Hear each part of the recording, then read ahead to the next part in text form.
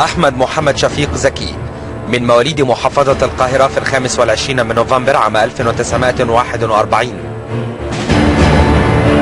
تخرج في الكلية الجوية عام 1961، والتحق كضابط طيار بالقوات الجوية، وشارك في حرب الاستنزاف وحرب أكتوبر عام 1973.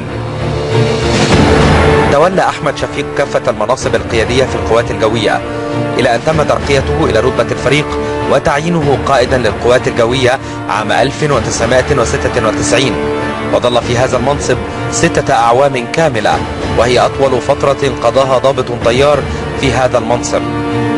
عمل أحمد شفيق ملحقا عسكريا في سفارة مصر بإيطاليا منذ عام 1984 وحتى عام 1986.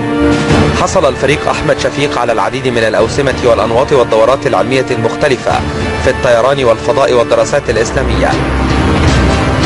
وعين أحمد شفيق وزيرا للطيران المدني عام 2002، وظل في هذا المنصب حتى اندلاع ثورة 25 من يناير عام 2011،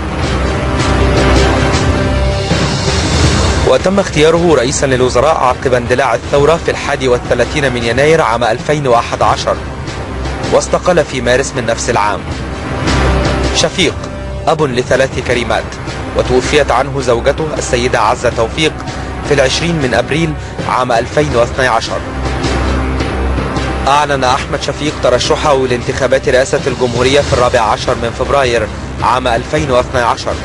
استبعد بعد إقرار قانون العزل، ثم أعادته لجنة انتخابات رئاسة الجمهورية إلى السباق الانتخابي مرة أخرى.